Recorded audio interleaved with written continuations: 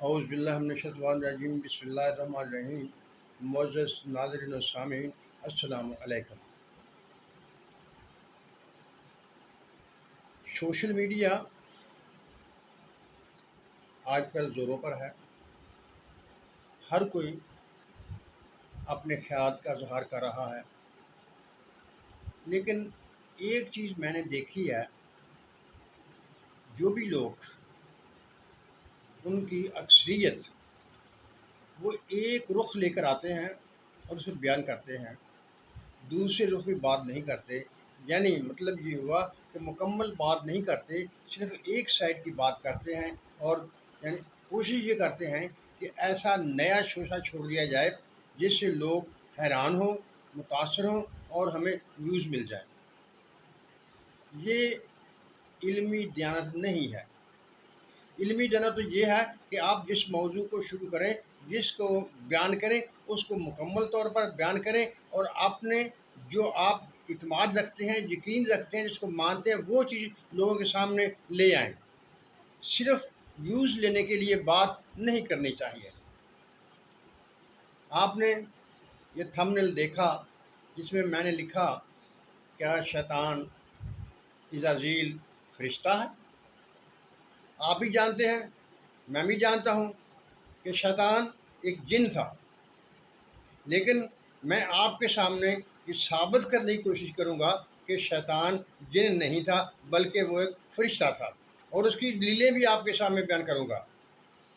آپ ان دلیلوں کو دیکھیے اور سوچئے، اور ان دلیلوں کو اپنے آپ میں توڑ کر دکھائیے کہ وہ کیسے آپ ان دلیلوں کو توڑ سکتے ہیں۔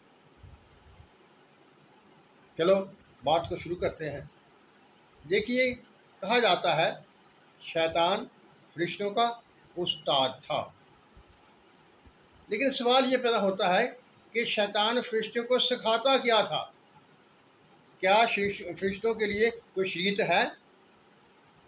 فرشتوں کی کوئی شریعت نہیں ہے، ان کا انفرادی فعل ہے۔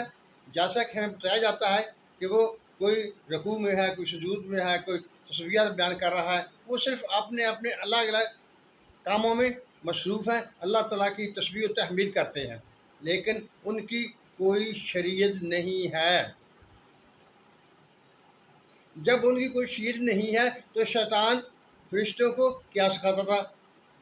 اس کا مطلب یہ ہوا کہ یہ صرف ہمیں کہانی سنائی گئی ہے، اصل میں ایسا واقعہ نہیں ہے۔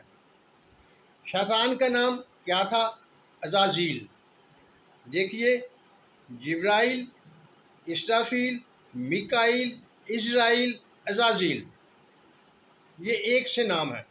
ان سے ثابت ہوتا ہے کہ شیطان جن نہیں تھا بلکہ ایک فرشتہ تھا۔ دوسری یہ بات، جب اللہ تعالیٰ نے فرشتوں کو حکم دیا کہ جب میں آدم کو بنا سنوار لوں اور اس میں اپنی روح پھونک دوں تو اس کے لیے سجدے میں گر پڑنا۔ قرآن شریف میں موجود ہے، وَإِذْ قَالَ رَبُّكَ لِلْمَلَائِكَةِ، جب آپ کے رب نے فرشتوں سے کہا۔ جب سب فرشتوں نے سجدہ کر لیا، شیطان نے سجدہ نہ کیا، تو اللہ تعالیٰ نے پوچھا، بتا بھائی تم نے سجدہ کیوں نہیں کیا؟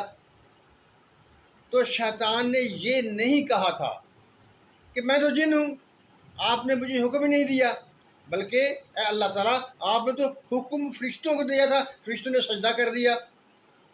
اس نے یہ دلیل نہیں دی تھی، بلکہ کیا کہا تھا؟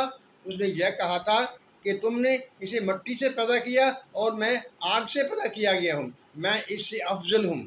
اس کا مطلب یہ ہوا کہ شیطان بھی اس بات کو تسلیم کرتا تھا کہ اللہ تعالیٰ نے فرشتوں کو حکم دیا، اور کیونکہ میں ایک فرشتہ ہوں اس لیے حکم مجھ پر بھی لاگو ہوتا ہے۔ دیکھیے، اللہ تعالیٰ حکم دینے والا، فرشتے اس پر عمل کرنے والے، اور شیطان نے تسلیم کر لیا کہ میں ایک فرشتہ ہوں۔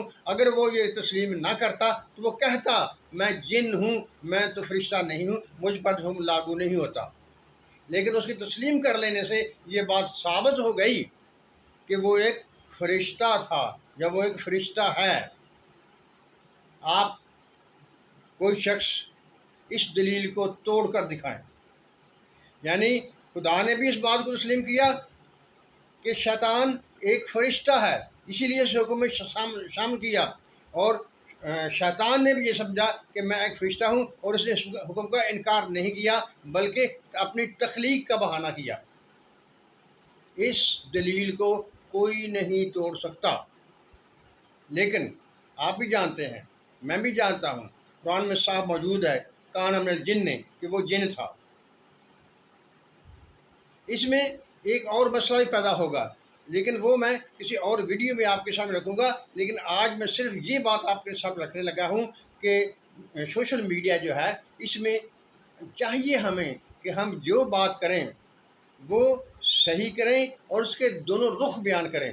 ایک رخ پر شد و بد سے زور نہ دیں، لوگوں کے کچھ جو ہے ان کو شش و پنج میں نہ مبتلا کریں۔ بات سچی اور حق کی بات ہو تاکہ لوگوں کے علم میں اضافہ ہو، ان کا ایمان مضبوط ہو، اور وہ کہہ سکیں کہ ہم نے کچھ علم حاصل کیا ہے۔ دیکھیے، باتیں کرنا، اپنا مقصد بیان کرنا اور ویوز لینے کے لیے حقیقت کو نہیں جھٹلانا چاہیے، حقیقت ہی رہنے دینا چاہیے۔ دنیا میں جس قدر بھی مسائل نظر آ رہے ہیں، اس کی بنیادی وجہ یہ ہے کہ ہم حق کو حق نہیں کہتے، سچ کو سچ نہیں کہتے، بلکہ اپنے آپ کو صحیح ثابت کرنے کے لیے اس میں جھوٹ کی آمیزش کرتے رہتے ہیں۔ ایسی دلیلیں لاتے ہیں جن کا کوئی سر و پیر نہیں ہوتا۔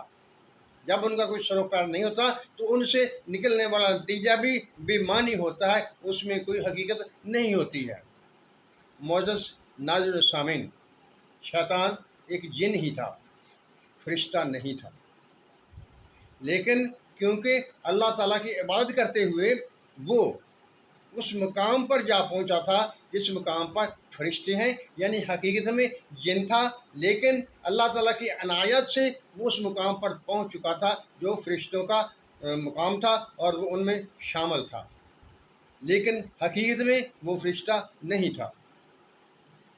پہلے میں نے ثابت کیا، دلیلیں دیں کہ شیطان ایک فرشتہ تھا، جن نہیں تھا، لیکن جو حقیقت ہے وہ یہی ہے کہ شیطان ایک جن ہی تھا، فرشتہ نہیں تھا، لیکن اس نے عبادت کرتے ہوئے وہ مقام حاصل کر لیا تھا کہ وہ فرشتوں میں شامل ہو گیا تھا۔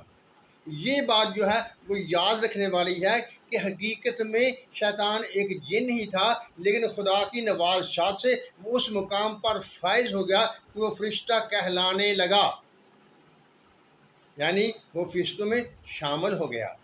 معزز ناظرین و سامعین، آپ سوچیں گے اور اپنے ذہن میں موازنہ کریں گے کہ جن